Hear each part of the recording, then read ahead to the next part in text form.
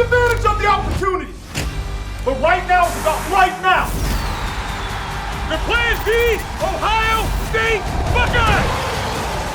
Give everything you got in your heart to this place. Hello, everyone, and welcome back to Rushing the Field, presented by Xfinity. He's Joshua Perry. I'm Nicole Auerbach, and somehow we made it to Conference Championship Week. We've got previews for all of the key games a little bit later in today's show.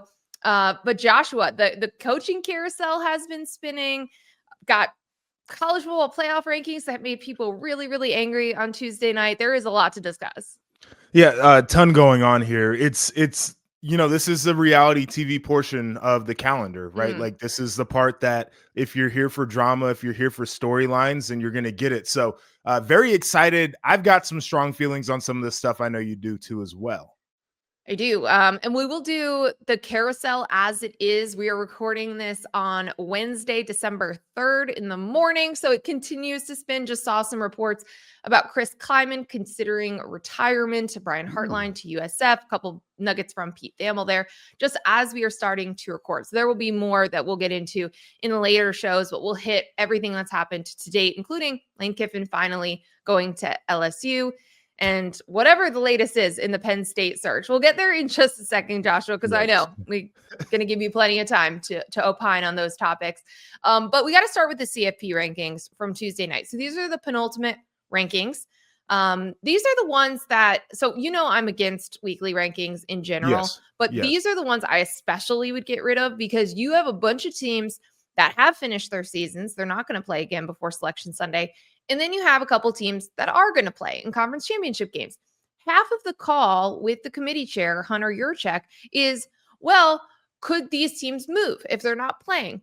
Well, what do they need to do in the conference championship to show the committee or to move or whatever? And it's like that; those aren't real things, right? Like they're going to do a top 25 again. And this is what it looks like right now. So we don't know for sure, hey, is Ohio State and Indiana a loser that game? Would they drop below number 2, which I don't think that they should.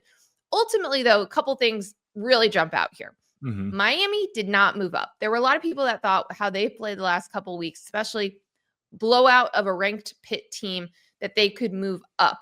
But Notre Dame and Alabama flip spots. So Alabama jumps ahead of Notre Dame. Notre Dame's now the last team into a projected field. And there's only one team in between Notre Dame and Miami. It's BYU. They play this weekend.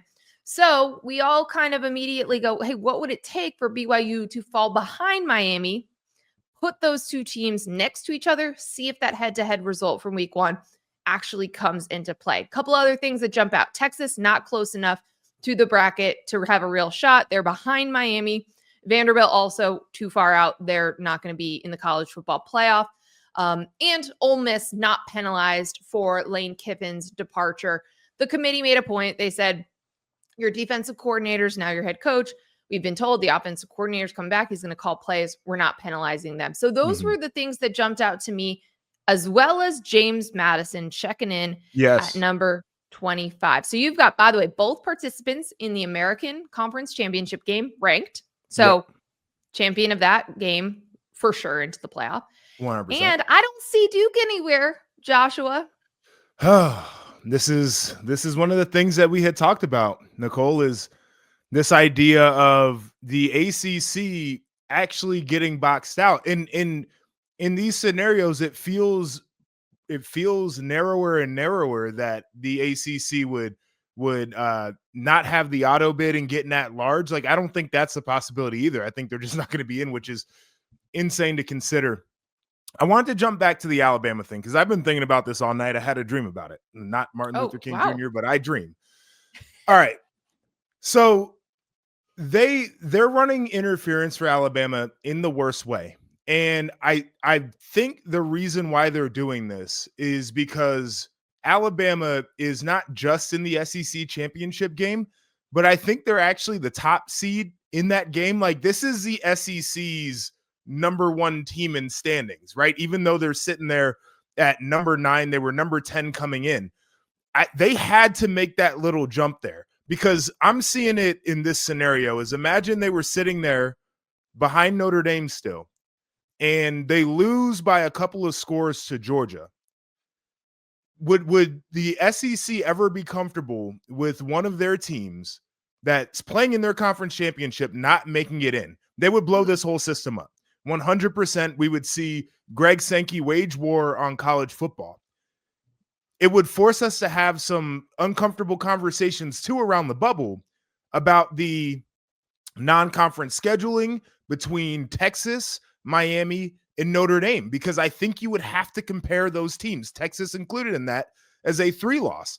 And so I think them doing that slight bump after Alabama beats an Auburn team that they should have handled much worse than they did was so they could have Alabama as a bye, as the top-ranked 2-loss team if they beat Georgia, or Alabama is squarely in the playoffs as the top-ranked 3-loss team if they lose to Georgia. But this is insane, guys. This is the reason why I think we need these rankings, because I want to understand what kind of BS these dudes are on when they're going through their little evals and they're starting to slot these teams in. The best way to think about the college football playoff rankings is that this is a group of people that decide which teams they like, and then they retroactively come up with reasons for each of them to be where they are. They make the justification after they decide that they want the team. I completely agree with that. And it felt like Tuesday night was a breaking point. There's always one each season where we're just like, we got to stop pretending this charade is real, and like that this is a real process that like is replicated year in and year out. And there are like principles that they're following. This committee has been all over the place. They, again, have ignored a lot of head-to-head results. They also have said, oh my gosh, bad losses for like Alabama to drop behind Notre Dame. Bad loss to Florida State. All of the sudden, a win over a 5-7 Auburn team in a game where they blew a 17-point lead, needed a 4th down play. Well, but they were up 17 though, so we give them credit for that. I went on the conference call and asked Hunter Yurchek. I said, for weeks, you guys were really fixated on this loss to Florida State. Like that was a really serious differentiator. It matters to you guys if they're wins over teams that are 500 or better or under 500. So in what way was a win over a 5-7 Auburn team like enough to offset that? That all of the sudden you're able to move them ahead of Notre Dame. And that's what he said. He gave me like play-by-play of the game, said that Auburn is a really hard place to play. Okay. And he said Georgia struggled there. Vanderbilt struggled there. Vanderbilt played them at home, by the way. Not that he needs to know everything, but like if that's going to be one of your justifications that like it's a hard place to play. No, you should know that. Yes. You should know that. Mm-hmm. And that like it was just really impressive by like the gutsy 4th down call late. Whatever, I'm like, dude. What are we doing? This is when they start giving you play-by-play. That is when they have nothing else. That's when they're like, we are ball knowers. We watched the game, and I'm like, that's the bare minimum. What are we doing? It's wild. And I'll say this too, is I think part of the process with this committee, and we do it, right? Like me and you, we give our opinions. I wouldn't say that we necessarily lobby for teams, but I think we lobby for certain processes that would lead teams to be in certain places. And I think that there are some voices in media right now that probably carry a little bit more weight than others. Maybe guys who just got done coaching fairly recently that have an opinion about everything that's gone on in this sport. And it misses the mark. The opinion to me has missed the mark in a lot of scenarios. And I'm not unconvinced that they're not saying, hey, well, think about what you're doing with this SEC thing, having been a guy who spent most of his career coaching in that conference. Like, think about what happens with Alabama if you're too punitive if they lose, or if you don't bump them up this week. Like, I think that's part of what's going on here as well, is some of the people in our position with the microphone, their voice maybe is a little bit louder than others when they're making their opinions, and the committee is 100% swayed by that. There are people on the outside of that committee that are far too powerful in terms of their influence on that committee. I will also say that is actually the one constant through the 11 years of the college football playoff selection committee. They love Alabama. Alabama always gets the benefit of the doubt. I'll say the thing too is Nick Saban has been a master at lobbying. I remember he would pop up after conference championship weekend. He would pop up on ESPN, Sports Center, whoever it was. Remember, he popped up during a Big Ten championship game on Fox. to lobby. It is insane. He is a master at lobbying, and he's doing it through the media right now. He was doing it with the whole they should let Lane coach thing, which I'm glad Ole Miss took a stand on. That was insane, but he was trying to use his influence, which he has a ton of. And I'm fully convinced that there are people who still are like, well, if Saban thinks Alabama, then we should probably consider Alabama. Like, that's a real thing. Yeah, it's clearly to create enough of a buffer that Alabama can lose the SEC championship game and get in. It also feels wildly unfair to Notre Dame to do this. If they're going to do it to them, like use this result with Miami to knock them out, to do it right at the end of the season. They should have done that a couple weeks ago. Like, they had every opportunity after Alabama lost to Oklahoma. They made a decision of what to do with Alabama, which you and I agreed was the right decision. Put them behind Notre Dame, and they focused on the loss, which now doesn't matter anymore. And there's no information that changed. Nothing changed. So what are we doing here? And they also have had weeks of opportunities to put Miami ahead of Notre Dame. They have said that they've been in the grouping of teams that they're comparing them. They've said they've been in a grouping with Alabama and BYU, and the head-to-head wasn't like the deciding factor. If it gets to a point where BYU loses and falls out, and suddenly we're talking about a week 1 result, flipping the order of these, like Notre Dame fans would be rightfully furious. To do it right at the end when this is all the same information is wildly unfair. Yeah, it's crazy. It's crazy, but this is what they do. We've told you guys from day one, like, you have to see what they're doing, the buffers they're creating, the teams that they put in the back of this thing. Like, everything is a setup to justify what they think instead of using data. Which is why it's also like a little bit hard to project about BYU. Like, if BYU wins, then they're in, and so is Texas Tech, and that bumps out Notre Dame and Miami, by the way. So all of the debating would be moot. But if BYU loses, we actually don't know. We don't know if they're going to be like, well, you lost to the same team twice, kind of like one loss. We'll keep you where you are. Or if they will penalize them because they'll just make it up. I know. They'll just decide whatever they want to on Saturday night. I'm a big believer that, like, even though it's the extra game and you don't want to over penalize teams, like, the results have to matter at some point of what happens this weekend too. This committee of all committees. No, I know they're gonna do whatever they want to do. It's wild. It is crazy. We will get to the ACC doomsday scenario later when we preview the American and the ACC championship games, but that is very possible. Like, we are moving towards a world where if Duke upsets Virginia, you're getting the American champion and you're getting JMU into the playoff and no ACC representative. 3.5 point spread right now too. So it's projected to be a close game by Vegas. So we'll see what happens. We'll get to that one a little bit later. We got to talk about the coaching carousel. There is a lot to discuss. Certainly with Penn State news on Tuesday after Penn State was very confident. They were pursuing Kalani Sitake, the BYU head coach. And then on Tuesday, Kalani Sitake announced he's staying. He signs a contract extension. We saw the team celebrating when they found out that news at practice. They love him. He's one of my favorite coaches that I've ever dealt with in this sport. He got paid, right? Like, we saw the Crumble Cookies guy, like, all of the donors get really into this because, to be quite frank, he was underpaid. No doubt. And there had been a lot of resources and NIL money and everything directed to the basketball program at BYU. And all they have done since moving up a level to the Big 12 is win a lot of football games. Kalani absolutely deserves it. But this is a really bad look for Penn State. They are still open, still searching. And a lot of other coaches, a lot of big names in a lot of places have gotten paid by deciding to stay where they are and not go to Penn State. So let me address the Kalani Sitake part of this. I think it was the absolute right move for him to try to find a way to stay at BYU and for BYU to put their resources in on that. He's a guy who spent a lot of time in the state of Utah. He is beloved there. As you mentioned, the team went crazy as they should. He is a great ball coach, and he would have been making a decision maybe to go to what is perceived as a better situation, but maybe not the best one for him. He hasn't been in the Midwest and on the East Coast, right? Like, this is Penn State where the expectation now is to win a championship. That's what they've said.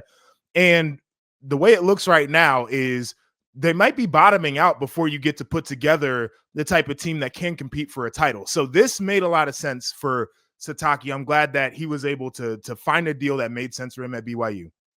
He is BYU as well, He by the is. way. Like, I think the 100%. fit and all of that, it's a very unique place. Yes. We have also heard from coaches like a Bronco Mendenhall that kind of wish they didn't leave, right? Like, it Well, is a really special place where if you people say. fit, you're good. Like, you can Well, just stay there. You can have a great career, a great life there. no doubt. And now Penn State is struggling. I mean, like, what do It's- you do, Joshua? I don't know what you do, but thinking about where they were about 2 months ago when they fired James Franklin, and it was like, oh, this is the number one job, right? Like they were first. They had all of the big names lined up. We're swinging at everybody who we think we're going to swing at. Mike Elko, and well, Signetti got out pretty early. People thought We're Matt going to Rule was call going to be a Marcus Freeman. possibility. We're going to We're going call to call Kalen Kalen DeBoer, right? And then you started hearing late rumbles of maybe a Josh Heupel might be one of those big swings that they wanted to take. And now I have no idea. Like, is it going to be a coordinator? Like, but Will Stein is going to be off the board. My like guy. we're hearing about Brian Hartline potentially being off the board. Like, even the big coordinators that you would want to take a swing at are not going to be available to you. And it's crazy. We're sitting here on signing day, and I was watching yesterday, and it was like Penn State, 124th class in America. Then it was Penn State, 130 high school class in America. And this morning when I looked, they were like 133 or 134, right? Because so how many players are in there? Like, they've got three guys now. They had five yesterday. They've got three guys now. So they have that to deal with. Your roster in terms of high school, you're screwed. Then you got to be a portal team, which you might have to take 70 guys because there are a bunch of players that are getting ready to transfer out of Penn State as well. I'd take the job because I'm the only dummy who would take it at this point. Like, that is an awful spot to be in. And I'm just curious, like, Pat Kraft, what's the plan and how do they move forward with him? Like, I thought this was going to be, I thought it was going to be a little bit of a tough thing because people were going to be walking into a place that, in my opinion, had maybe outsized expectations. I've never seen Penn State win a title. So to say that's what your next coach was going to do felt a little bit scary, and you just fired a guy who averaged 10 wins and was in the semifinal. Probably had to do it, but like, alarms. But I thought they could get it done. And seeing this right now, insane to me. Yeah, I'm with you. I think probably firing someone who just played in the national semifinal and was a couple plays away from being the number one team in the country, it is probably a huge red flag. But there's other red flags, right? With the insane level of expectations. We have seen a lot of coaches at places that there is pressure, but not the same. I mean, like Texas A&M would be a pressure cooker. We would view it as such. But Mike Elko feels like he's set a foundation there. They're going to be in the college football playoff. Like, it's a different level and a different position, I think, than walking in day one at Penn State. I'm with you, though. I am surprised that it is gone through all of these twists and turns, that they still don't have a coach. Because I think that's the frustration for Penn State fans. There was, first of all, there were a lot of factions that obviously we heard from the people who didn't want Matt Rule. Because they didn't think he was good enough. There were a lot of people who didn't. By the way, that was probably the right move for Matt Rule and for Penn State. Like, I could see that thing going south very quickly. So, like, I understand. Yeah. And we talked about that. Like, that was absolutely the right decision on both sides. There are people who didn't think Kalani Sitake was a big enough name for Penn State. Like, we saw some of the backlash to this. There's also obviously the Terry Smith faction that really wants him to get the job. Crazy. Still there, still around. I know, but still insane. In the mix. That can't be your move after firing James. Yeah, you can't fire James Franklin to hire his top assistant whose best wins are over some of the worst teams in the Big Ten. But I think you got to circle back with Jeff Brom. Yeah. I mean Brian Dable, who's left? I mean, because that's a problem by being so late. And this is, if you're a Penn State fan and you're like, all right, we made an early midseason firing, you're hoping that's because A, you got somebody in the back pocket, or B, you're going to be done. You're going to be like the first one done at the end of the season. So now all of the top of group of 5 guys have jobs. Gone. As you said, the 2 top coordinators, like the 2 top coordinator names, Will Stein, Brian Hartline, gone. Mm-hmm. So you're going to have to take a swing. You're going to have to take a risky, like a big move. Because even if you hired Jeff Brom, you are hiring someone who has won a lot of games against top 5 competition, but He's won loses in a the lot Big of Ten. games to unranked teams. Yes. And that's going to be the thing. Like, and we watched it with Louisville this year. Like, it was the literal Jeff Brom story. Yeah, in like a 3-week span, right? Yes, get you the big wins, but also he's going to lose to somebody where you're going to be scratching your head. How the hell does that happen? It's insane. And this is the last thing I'll say on it. But James Franklin being the splash for Virginia Tech and flipping half of your class and looking like he might line up a team that in year 1 in the ACC could win that conference. Because who's he competing against, really? It's Miami. If Clemson can get back, certainly, right? Like, but he's going to have as good of an opportunity as anybody in that conference to win it and make it into the playoff. That's going to be the other thing, is you will be compared against what Virginia Tech does early on, because you let that guy go and people are going to be like, damn, we might have miscalculated what we were doing at the time. That's going to stink for them. And that is why this job was the perfect place for James Franklin to go. We said it from the jump. I ranked that job higher than some of the SEC jobs. And I agreed with you. Path to the playoff. That's right. It is there. It is all in front of him. And I would not be shocked if he is able to get that program very close to CFP contention in year 1 or 2. And again, in an ACC that might be reeling because it might not get a team into the playoff this year. So going to be very interesting. Want to quickly discuss the Lane Kiffin saga. We hit on this a little bit on Saturday night because it wasn't done yet. Right. So he was dragging it out. I wrote about this, but I will not get over the way that he left Ole Miss. I think we had thought for a few weeks, the longer this stretched out, the more likely it was that he was going to leave. And then it became clear it was going to be LSU, not Florida. But just an absolute travesty that this overshadows the greatest season in Ole Miss history. Put into question, like, are they going to have any offensive coaches to coach this team in the college football playoff? And then the selfishness to pretend like it's a selfishness and a victim mentality. To say that you are the person who is wronged because you wanted to coach that team through the playoff when you took another job at a rival is insane to me. You want to know how you get to coach that team through the most special season in program history through the playoff? You stay at Ole Miss, and then it's not even a question. That's 100% guaranteed you get to coach that team. So to then make that something that you're going to keep whining about, it was in his statement. He brought it up at the LSU press conference multiple times. You were not owed that. And the players have made their voices known. Like, they did not demand that he coach them. They did not push for that, which he's claiming as part of the narrative.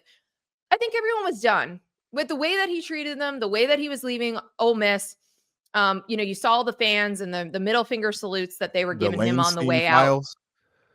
Yeah, the online behavior that's happening. Everyone was ready for him to be done. I think there was a different scenario and handling it a different way where he could have coached that team potentially if he was just super straight up with everyone the whole time. I think if he had handled it better when he was like at FAU and Alabama and didn't get fired by Nick Saban the last time he tried to have 2 jobs. But I also just think Ole Miss fans would have understand him going to LSU if he had done it differently. But he did it in the messiest and the ugliest possible way. And you've been saying this for weeks. I wrote about it. He absolutely insulted the team themselves because you would never leave a team if you thought they could win a national championship. That's the whole goal of being a coach. And he clearly did not believe that this year's Ole Miss team could do that, because otherwise, why are you walking away? Yeah, it's a really interesting thing to reconcile. And I'll just start there. Like, I think part of this reality of what Lane did, and he handled it as poorly as anybody could. And that was the thing that you and I talked about. I felt like he was in a spot that I just don't like people having to be in. But he handled it poorly. The idea for him, though, was like, maybe I've taken this thing as far as we can go. I don't think we're actually going to win a title this year, and I have to make this move right now to a place where I feel like I'm actually in it. And it like, we got what we got. And I don't like the victim mentality thing. Like, that's where I'm completely turned off on this. I was one of the people who was very much like the idea that this can happen or somebody has to make this decision when they do is not great for the sport. But I'm also I'm not crying over spilt milk here. Like he gets whatever he gets off of this And because just to he interrupt handled real it quick, like a go ahead. all these other coaches are making moves, like Will Stein, both coordinators for Oregon, all these G5 coaches, and everyone is having like a much more adult transition where Yes. both sides are like, you're going to coach through this, you're going to do this. We're really excited for you. We're really happy for you because everyone else handled it like adults. I All of know. these I changes. think the other part too, though, in this is it is what it is. But like, I don't think LSU would be as open as a Kentucky to their coach just like doing whatever. Like LSU No. is like, you got to get your ass here today. Oh, I agree. And you got to Yeah. recruit and it's like Yes. signing day, And portal. so like it was For sure. all of the inputs that could make this thing messy, and then the messiest person in the world to try to handle it. I asked this question though because I think we got pretty close to another case of this where Kalani Sitake's sitting there with the team where if they win the Big 12, they're in the college football playoff, and he's considering Penn State. And again, I think it's this idea of every team that is like on the bubble or every team that's in the playoff doesn't necessarily feel like they are actually a contender. And I think that's what makes this thing a little bit messier, where I don't know if it happens next year. I don't know if it happens a couple years from now, but another big time job is going to come open where you're going to have a coach who has a team that's 10-2 and is probably in that's like, maybe I've exhausted what I can do here. And they got to think about it. So that's the only thing I'll say about the situation. Lane Kiffin, like, tried to do all of the PR to make people believe that he was a different man and a changed person and he had grown. I was tired of hearing about how he prayed about it. God did not direct you to try to strong arm a university into coaching and to demanding that coaches would get on a plane and saying that players were begging when they weren't. That is not a God thing. And that's the part of this whole story where it's like, Lane is still Lane, and this is why people can't feel bad about what's happening to him. I do feel bad for the Ole Miss players. It sucks to feel like your coach is like, you guys can't win it, and so I'm gone. I would hate that. But it's a wild thing. I've never seen anything quite like it. I don't think God was telling him to burn everything down on the way out either. I don't think so. I mean, no, conversations I've had with God have not gone like that personally. Yeah, they're usually about treating people well and sticking with things that you started. Yeah, you would think. I just want to note that it was a very strange dynamic with the committee chair, Hunter Yurachek, about this, because a couple years ago, the entire narrative around Florida State, undefeated team, was that they were a different team without their starting quarterback with Jordan Travis. Yes. So a lot of people were wondering, hey, like, would Ole Miss be penalized? Maybe just in seeding, like maybe they would just slide down without their head coach, primary play caller. Now, this was also before. Well, like, now the people are saying that Charlie Weiss Jr. is a primary play caller. Okay. That was something that started coming out last week. Okay, but Lane has the call sheet, right? He has a call sheet on game day. Okay. Anyway, either way, head coach very involved in the offense. Yes. Very, very involved. This is what Hunter Yurachek said when he was asked about, like, he had said it was impossible to evaluate Ole Miss without their head coach because they hadn't played yet without him.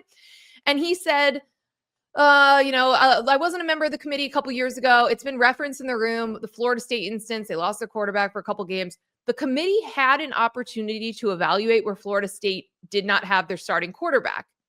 We don't have any way to evaluate what Ole Miss looks like or plays like without their head coach. Okay. I mean, I think you can like rightfully assume that there's going to be a difference. Otherwise, like, should we all like hide our injuries and hide our coaching changes until after the season because the committee is not going to penalize you? I just thought that was a very weird comment. Just wanted to mention that. Very strange. I'm done with these committee people. I know. I'm not gonna go. All right, let's continue. We have we have a lot of coaches that got hired. We don't have all the time in the world because we are going to talk about some of these games, but I want to list off some of them and get your thoughts on, just fits that you like, hires that you like. So Florida, we saw the trio from the American go. So John Summerall to Florida, Alex Golesh to Auburn, Ryan Silverfield to Arkansas. Michigan State fires Jonathan Smith, and within an hour, the Detroit Free Press announces that they're going to hire Pat Fitzgerald. He has been Take notes, announced. Penn State. to Michigan State. He's back in green. It looks weird. It's going to take some getting used to. It is. Bob Chesney has not been introduced at UCLA, but a deal has been agreed upon. That's the JMU coach going to UCLA. Will Stein, Kentucky. So he's the Oregon OC. Tosh Lupoy, expected to be announced as the Cal head coach. Those are both of Oregon's coordinators. Yes. Done a fabulous job there. Going to schools that made a lot of sense. Will Stein is from the area. And Tosh, obviously, with the West Coast ties, made a lot of sense for Cal. Neil Brown, former West Virginia coach. He's back at North Texas. And then again, Brian Hartline expected to go to South Florida. So he's Ohio State's offensive coordinator. So there are going to be some coaches that would juggle different jobs during the playoff run. But a lot of these are the coaches that we have been talking about, right? Like we talked, maybe there's not a lot of home run hires like Nick Saban making a move, but there were a lot of group of 5 coaches that were ready to take a step. Yes. And there are a lot of schools that I think made really logical picks. Like which hires jump out to you as really good ones? Well, I'll say this just in terms of what this cycle felt like is this felt more like the old way of how coaches would come up, where you would go to a group of 5 school, you would coach in the MAC or you would coach in the American, and then you would get noticed, you would get recognized for building a great program, and a bigger school would come get you, where we've seen a lot of these cycles where it's like hot coordinator. So I'm intrigued by kind of this shift back to maybe the old way of how it's done, even though we've got some great coordinators in here. For me, I like Golish a ton. I love his offensive mind. It fixes a problem for Auburn. He's keeping DJ Durkin, who I wish could never hold a whistle again, but I do think he is a very good defensive coach. That's a team to me that I think got better. Will Stein and Tosh Lupoy, I have as much respect for both of those guys as any play callers in America over the last couple years. And this is a credit to Dan Lanning in the way that he can build a program, not only develop players, but now developing coaches. We've seen a little bit now here where he's kind of the guy who's got the hot coordinators that can become guys that can coach at other programs. So excited for them. Very curious what Dan Lanning does now to kind of get back to having a great staff there. And then I wanted to touch on Brian Hartline real quick, because I think that this was a move that needed to happen for him. He is a very good wide receiver coach. He took over as offensive coordinator and has done a great job. I think that he has been kind of itching to take this next step in his career. And Ohio State paid him handsomely, like $1.6 million to be around there, basically, because he's a hell of a recruiter and he develops first round wide receivers all the time. But it felt like he was in a spot where it's like, I got to jump at some point. I can't just be at Ohio State for my whole career. And I'm probably not going to call plays anywhere else. So, you know, if I got to take a step down in level to become a head coach, that's what I have to do. And I think him being in the state of Florida, where he played in the NFL and he's recruited a lot of really good players out of that state, makes a ton of sense there. So I think it's a good blend of like guys who have shown that they can build programs and then some guys who you just believe can be head coaches. And I'm excited to see what this looks like here. I'm with you completely. Also, USF and Tulane and North Texas, like those are great jobs. Those are great jobs in a conference where if you win it, you're going to have a really good shot at the CFP. Yes. USF might be the best of all of them, by the way, because of the way that they are spending and building. I say this a lot. They're building because they want to be in the ACC. Like next time the ACC needs a team, they want it to be USF. So there is a ton put behind that football program there. It's going to be really interesting to see what he does. I'm with you on the Oregon coordinators. You know how much I love Will Stein. Kentucky's a really hard job. It is. But if someone can do it, if someone loves that area, that place, family ties there, it's going to be Will Stein. So I'm really excited to see what they can do there. And then I love John Summerall to Florida. I know Florida fans were really disappointed that they didn't get Lane Kiffin. There was some really good reporting, by the way, from John Talty at CBS Sports about why that happened, about the meetings between Lane Kiffin and Florida's athletic director, Scott Strickland, and how they did not mesh, and how Florida also wanted to bring in NFL experience at the GM position, and Lane didn't like that. So anyway, I like the Summerall hire. I think the fans are already turning around a little bit after the introductory press conference. He's a good ball coach. He is a really good ball coach. People have coached with him, been around him, will tell you that. And again, a lot of Dan Lanning vibes. I think that one's going to work out really well. Excited to see where the carousel wraps up. Again, Penn State could take more twists and turns. We recorded this on Wednesday morning, December 3rd, just wanted to timestamp it in case more craziness continues to happen. Joshua, it's time for Imagine That, presented by Xfinity. We like to paint a picture of a scenario that may or may not happen, but is very within the realm of possibilities. Why don't you go first? I know you've been preparing the paint, getting out the board. You've been ready to draw this masterpiece. Painting pictures here. All right, so let me give you this. Bama loses big this weekend. BYU pulls off the upset, and Duke wins the ACC. As we mentioned earlier, they're a 3.5-point dog, so it's not insane. I think this is the ultimate chaos scenario because in this situation, you probably get Indiana, Ohio State, and Oregon that could get a bye. Like, it feels like that's something that happens in this scenario. The ACC is out. You've got 2 group of 5 auto bids here. Notre Dame and Miami both likely out in this case. I know we spent a lot of time arguing about them. And then I'm curious about the Alabama thing, and I mentioned this off the top. What do you do with Alabama in this scenario where they're now the squarely bubble team because you put BYU in? Do you compare them now against Texas? Like, is that comparison now, does it go to Notre Dame, who you just move them in front of? And then what does that do for Miami? Does Texas now come into this conversation? I think it's an interesting thing, but the biggest thing that I would get out of this is, do we think this is the best way to select the field for the teams that will play for a championship? Is if we get this level of chaos here, I think there's going to be a lot of people that are looking at this and saying, there's got to be a more straightforward way to select the best field. And I know that you're big on the G5 should have an opportunity. I'm not trying to count them completely out of this, but the more and more we get here in the idea that, like, Duke not even being the best team in the ACC could win it, and that could block that conference out for another G5.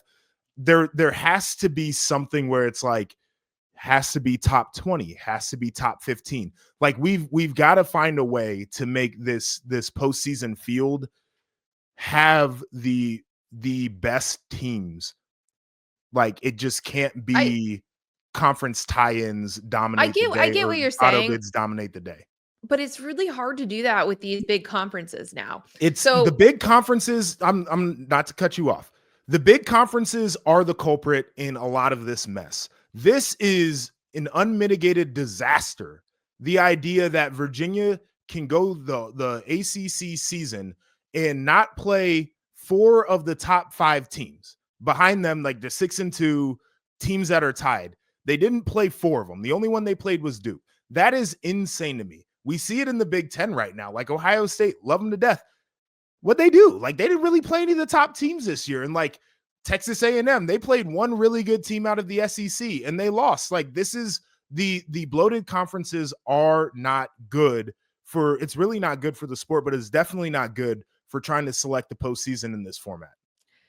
Our pal Roddy Jones brought this up to me earlier this week. There were a couple of random results. Remember the controversial touchdown that got taken off the board early in the season in the ACC by the replay group, right? Was it like Miami was playing somebody? There was something early on that if the touchdown had stood or not stood, whatever the opposite result was, it wouldn't be Duke playing in the championship game this weekend.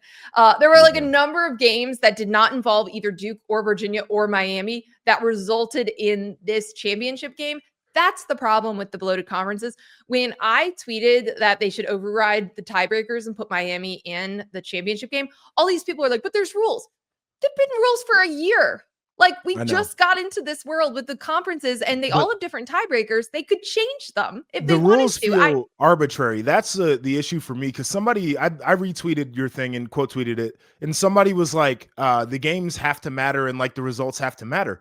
And I'm like, yes, the results should matter to where the number 12 team or 11 or whatever they are, 13, whatever the number is, and they're the best team in the conference. Like, there should be a mechanism that says if they're tied with a bunch of other teams and we're trying to figure out who the other team is that gets in, it goes to the highest ranked.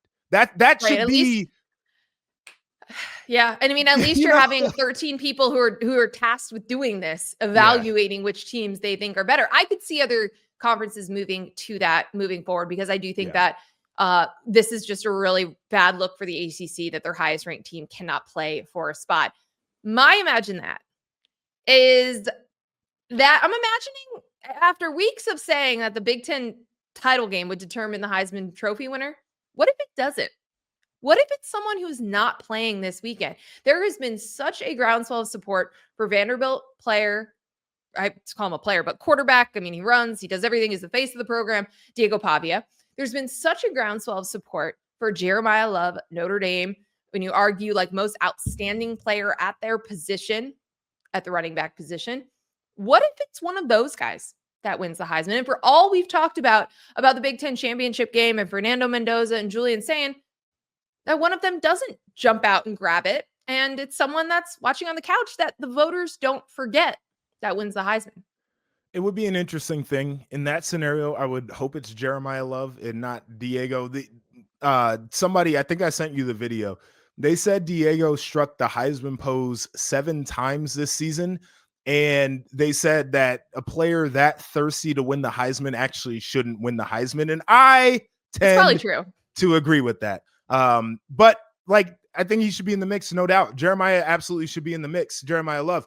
I think they'll both go to New York. Yes. Don't you? I feel like them and Julian and Fernando, like that's the foursome.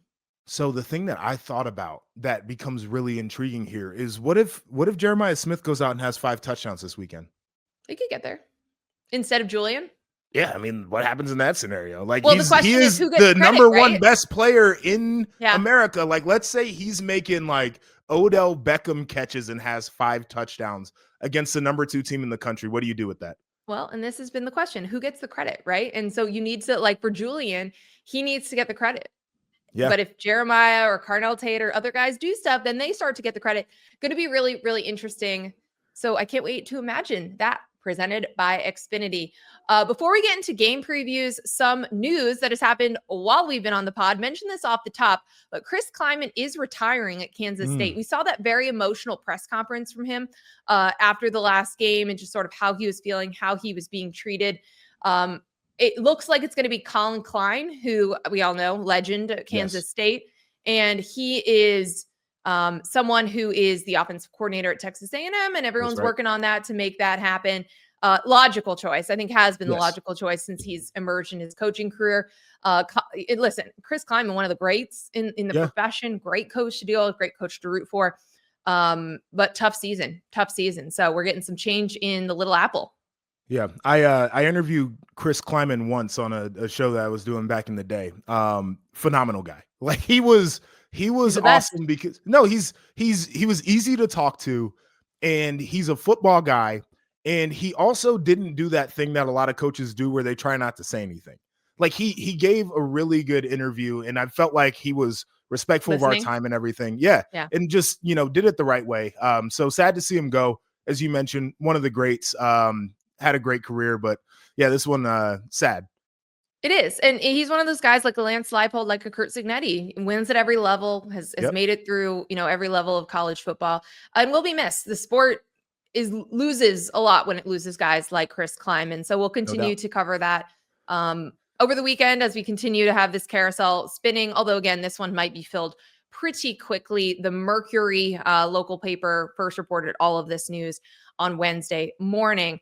Joshua, it's time for the walkthrough. It's time to preview. We're going to go 5 conference championship games deep because want to include the American because this is the race and these are teams we've been talking about all season long. We got to start with the Big Ten championship game. 1 versus 2. The Buckeyes are favored by 4 points in this game. Indiana's first trip to the Big Ten championship game since it started. This is such a fun one because if you're an Indiana fan and this game is in Indianapolis, you've had it circled. You've tried to get tickets for weeks now. These 2 teams have seemed like they're on a collision course, and it's super exciting. I mean, like you have a team that you fully believe in. They had an undefeated, perfect regular season, 12-0. They're very complete. They've got a Heisman Trophy contender, bunch of All-Americans. I'm working on my All-American ballot these days. Which from either team. You've been getting a bunch of text. Yeah, it's like half of the starting lineups for both of these teams. And it's such an enticing game. I mean, you never get 1 versus 2 games like this. I know it's not like everything at stake because both these teams are going to be in the college football playoff, But you feel like if you're an Indiana fan, you've won at Autzen, you've won at Beaver Stadium, you won at Kinnick, you've beaten teams that have more talent than yours. Obviously, Ohio State is like all NFL talent, but you feel like your program has taken a step this year and is ready for this challenge. And you're hoping it's going to be a heck of a game. And I'm super excited because, again, they have both been on this collision path. And I'm really glad that this is the Big Ten championship matchup. Same here. And on the other side of that, Ohio State hasn't been to this game since the COVID year. And I've talked to a bunch of my former teammates, like my parents were going to go if they didn't have to watch the kids this weekend. Like, I think that everybody involved in this is actually excited to make the trip to Indianapolis. And a lot of the conversation around conference championships is like, oh, they don't matter as much. And like, there's whatever. Like, I think both sides of this are pretty excited to be in there. These are two of the most complete football teams nationally. You're talking offenses that can get it done in a lot of ways. We've seen Indiana where maybe the pass game isn't clicking. They run it for 300 yards. We've seen them when their pass game is clicking and they can throw it around the yard. And Ohio State, over probably like the last, I would say 4 or 5 weeks, has figured out the run game. The pass game has been good all year long. And then two defenses that are toward the top in America in every statistical category. They love to stop the run. They make it difficult to throw the football down the field. They want to hit you in the backfield, right? They don't give up a lot of points. I'm very intrigued by this. Indiana coming in, probably the more tested team, but Ohio State, supremely talented. It feels to me like Ohio State is a little bit of a Death Star right now. So if we're making picks, I'm picking Ohio State, but they're going to see resistance in this game. And I'll go back to last week against Michigan. They give up a big run early. Julian Sand throws a pick early. I feel like that's the same type of game for Ohio State where like they're going to have to weather some storms in this one. This is an Indiana team that 100% will beat them if they think they're just going to roll the helmets out there. And I'm super excited to watch it. I also think that these are two of the top 3, 4, 5 coaches in America right now that are coaching here. So I'm excited for that matchup as well. Yeah, it's going to be a fun one. I'll take Indiana just to make this a little bit interesting because I don't think a lot of people are, but Vegas has some faith in them. Only a 4-point underdog in this game. That's not what it would have been a year ago, not what it was a year ago. Yeah. Both of these teams that was love a game covering the spread too, so this will be interesting from that standpoint. That game and the Notre Dame game, I think, really helped Indiana get to where they are this year. Going to be interesting to see how much they've closed that gap, if they have, and if the loser of this game drops below number 2 in the rankings. I don't think they should. I think if you lose to the best team in the country or the other best team in the country, right, you probably should keep a first round bye. There's also a scenario here where Oregon slides up and 3 Big Ten teams get first round byes, which would break a lot of brains. So what I talked about with the BYU situation here, like that feels crazy. We didn't think that the Big Ten of all conferences would be the one that could potentially have 3 byes in this situation. All right, let's flip it down to the SEC. We'll go down south. We got Alabama. They're taking on Georgia. This is a rematch where Alabama beat Georgia in Athens. That was a 24-21 game where I think like the second half got really weird for both of those football teams. You and I think, agree on this. Georgia feels like they are the biggest threat outside of Ohio State and Indiana as of today. They have played very good ball. I know their rivalry game was a little bit of a clunker, but that game has been a clunker in the past. They've outscored opponents 151-63 in the month of November. And Gunnar Stockton, and I talked about this throughout the season, but it just felt like a guy who maybe not the highest ceiling in terms of talent, but the son of a bitch can play ball, and he will have his team ready to go. He's clutch. He's a tough player. Got to love the guy. Alabama's been a team that has played in close games and won them. They've won 4 one-score games this year, and they lost another in that situation. But Ty Simpson, to me, becomes a story because these last 3 weeks have been a little bit rough. He had turnovers against Oklahoma, Eastern Illinois. He had some turnovers in that one, and then 122 yards passing in the Iron Bowl. So what is your read on this game? Well, apparently that Iron Bowl performance was really impressive to the college football playoff selection committee. So just want to make that point. I'm with you. I think Georgia has looked great. We talk about kind of like the calendar turning and then, kind of being like, okay, championship football time. And they were great in the month of November, outscoring opponents 151-63. You mentioned all that we've seen from Gunnar Stockton. He does feel like when you're talking about like, what's his ceiling? Floor is high and he's clutch. Yeah. That's kind of what you need, especially if the defense is playing more consistently and kind of showing up for both halves now. That's what's going to be really interesting to me in this one. Alabama got Georgia early on when they were not doing that. It was the first half Georgia, second half Georgia. And in that particular game, Alabama didn't even score in the second half, but it was enough what they did in the first half. So are we making picks? Do you want to make picks on all of these? I'd love to make a pick. All right, make a pick. I'm going Georgia. I think Georgia too. comes back. It's Death Star Kirby. I think he's going to lay it on them too. I also think they're going to win handily as well. Let's go to the Big 12 championship game. Another rematch. Kind of a bummer, by the way, that 3 of the 4 Power 4 championship games are rematches. Don't love that for all of us. This one was also a blowout the last time we saw it. Texas Tech and BYU. They played a few weeks ago. It was only November 8th, and it was 29-7. Didn't even feel that close. This one's a 12.5 point line. Texas Tech favored. And the thing that we talked about last time these two teams played was that Texas Tech spent a lot of money on that defensive front, that front 7 that is wreaking havoc on the Big 12. Bunch of first team All-American type players and David Bailey and Jacob Rodriguez, but that paid off, right? Like that, they completely controlled that game. They made life really difficult for BYU. And they're able to really set the tone of any game that they are in with their physicality and then the trenches on both sides in that game, because Texas Tech's offensive line did a good job as well. I wonder what BYU learned from that game that they can take into a rematch. I wonder, Bear Bachmeier, he can be more comfortable, what he can do against that defense. And Kalani Sitake deciding to stay at BYU this week. Is there an emotional lift? Does that play into this game at all, JP? I think it does. I think there's certainly a lift there. Now, how tangible is that? I'm not sure, but those guys are going to play as hard as they can for their coach who just decided that that's the place where he wants to be. I'm intrigued by this because I think that these are two teams with very different athletic profiles. Texas Tech is that team where, they run really well. They've got monsters. They've got guys who are like twitched up. And BYU is a team where it's like their superpower is that they want to smack you in the face, right? Like they're not the fastest team, not the most athletic team, but certainly a team that wants to do the physical thing. And I think that's what they're going to have to do if they want to get a win here. It feels like this is Texas Tech's game to win, but I don't want to count BYU out because I think that they do have a mental makeup where like they can make this game a lot uglier than people want to believe that it can be. I do want to ask a big picture Texas Tech question, because I was watching tape on both of these teams last night, and I think that Texas Tech can make a run. But I look at them a little bit the way that teams have or people have viewed Ohio State, in the fact of like, have they really been tested by like a top team that would be? No. They haven't.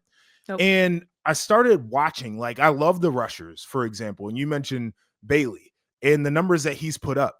He hasn't pass rushed a draftable offensive tackle except for in the Utah game. And the only sack the whole team had in that game was a cleanup sack where like the pocket just broke down, the quarterback's trying to make a play and they get there. And I'm curious, when you get to an offensive line like a Georgia, an offensive line like an Ohio State, like Oregon, can you be as productive? Because it's going to feel different rushing against those guys than it does against the guy from Arizona State who's like, 6'7" and 285 pounds, and you can just sit him on his ass. Like, it's a very different thing.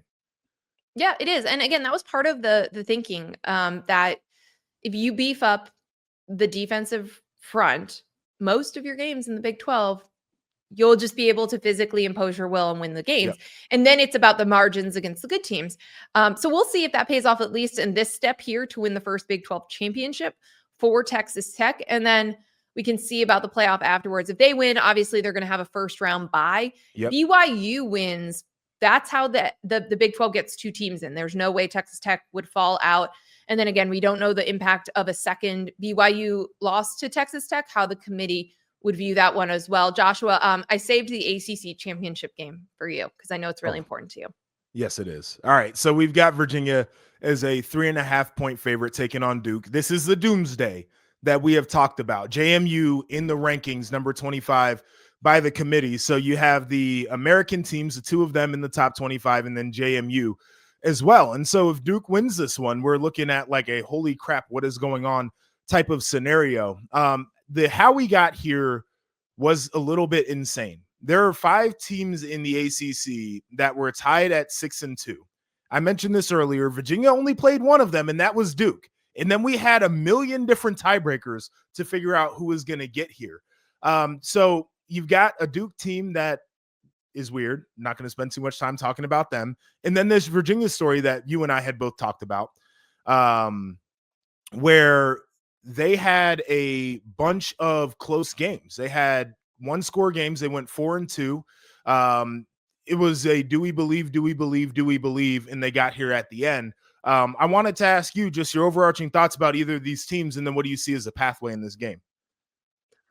So overall thoughts, I think the arc of this season for Tony Elliott, incredibly impressive. They kind of set the blueprint that we're seeing a lot of schools that are retaining hot seat coaches do, which is put the money into the roster. When we did our preview of the ACC, you and I both had him as a coach that was on the hot seat. So for him to be here playing for a conference championship, huge deal. Yes. So they hit on those transfers, the Chandler Morrises. I think it was 12, instant impact transfers that they've had. Incredible season. Obviously, they've been really good in close games. We saw them win in overtime, 4-2 one-score games, but their games haven't been close lately. And that goes back to their win over Duke a few weeks ago. They won by 17, 540 total yards of offense, and they spotted Duke 7 in that game, by the way, as well, because there was a pick 6. I don't think this is going to be close. I don't think we're going to have the ACC doomsday scenario. Wow. Virginia, if we were going to get a weird game out of a Virginia team that suddenly got tight, suddenly realized what they're playing for, it would have been against Virginia Tech. Right. Would have been against the rival that they lost 19 out of 20. I'm not worried about it. We just saw them beat this team handily. I think Virginia's going to win. Okay. Well, I'm going to save my pick for a little bit later. I will say this, though. The offensive efficiency for Virginia is going to be something I look at in this game. They're 10th in the ACC in yards per play. And this is a Duke team that lives off of TFL. This is a Duke team that likes to turn the football over. So they're going to have to produce those in this game. And Virginia is going to have to stay on schedule, right? And we've seen this matchup, of course, so we know that they can do it. But I think that becomes the pivot point here in this one. We also see Duke a lot. You see those charts from did we get beat this bad? Duke is always on the wrong end of that because they give up too many turnovers or whatever, in a game that they should win. Yep. Anyway, that's something to keep in mind as well. Want to preview the American Championship game because we've been talking about these teams all year. It's a play-in game for the CFP. We now know that based on the playoff rankings. Tulane versus North Texas. I love that this is the matchup. I mean, these are two coaches that are headed to greener pastures. You've got John Sumrall going to Florida, Eric Morris going to Oklahoma State, but they're coaching their teams this week, and they will coach them in the college football playoff. All of the schools have agreed upon that. And you've got really exciting and different offenses that are just make this game really, really intriguing. Jake Retzlaff, the BYU transfer, has pretty much done it all for Tulane. 2,717 yards through the air, 14 passing touchdowns, and then 561 rushing yards and 14 touchdowns on the ground. He has ran for a touchdown in 10 of their 12 games. That's really kind of their secret sauce is getting it done with him on the ground, leading the rushing attack. And this is a North Texas rushing defense that ranks 129 out of 136 in FBS. So he'll be able to run on them. And then you've got Drew Mestemaker, who has been absolutely awesome as a freshman quarterback at North Texas. This is the number 1 passing offense in the country. Points per yards per game. He leads FBS in passing yards, almost 4,000 yards on the season, 29 touchdowns. And listen, Tulane's passing defense, not great. There's just going to be a lot of points here. It's just going to be a really, really fun game. And there's everything at stake because they know they'll be playing for a CFP berth. So I love this game. Super excited for it. Vegas thinks it's going to be close. North Texas favored by 2.5 points. I think I'm leaning North Texas. I think I'm going with the record-setting number 1 passing offense in the country. Okay, so I gotta say this because people think that I hate the group of five. Like I love the American. I love the group of five. Like this is a lot of fun here. And to your point, like this is a matchup that I think is going to be maybe one of the most exciting of the conference championship matchups. We have done highlights galore on Mestamaker and how he's done this year. It's been so much fun to watch. So I'm excited to see him in this scenario. To me, I'm going with Tulane, and the only reason why I am picking them is because that was one of the things that I had in my bracket at the beginning of the year. And I screwed up so many freaking things there. I'd like to at least get this one thing right. Okay, that's fair. Before we go, time for underdog picks. There were not that many games to choose from, so there's no super dogs. I'm going to take UNLV plus 4 points against Boise State. Listen, I know Boise State crushed UNLV a couple of weeks ago, but I'm going to take the Mountain West Offensive Player of the Year, Anthony Calandria. By the way, UVA ties, good year for anyone with ties to Virginia. This is also, he put up a ton of yards. He's basically going to set a bunch of UNLV records. Dan Mullen's first year, a bunch of transfers. The key is going to be to stop the run. Dylan Riley ran for 201 yards on 15 carries. Maddox Madsen also expected back for Boise State. So it's an uphill battle. But I like UNLV to keep it close and maybe win the game outright to cover the 4 points. Yeah, great year for Dan Mullen. Year one there at UNLV. We knew he was a good ball coach. It was just a matter of getting into a scenario where he could do what his deal is. I'll be quick. I'm going with Duke. I'm rooting for chaos. That's it. It's a vibes pick completely. I keep saying this, but I want to force the hand of the committee. I want to force the hand of the system that we live in. So I am always going to root for the most chaotic things to happen.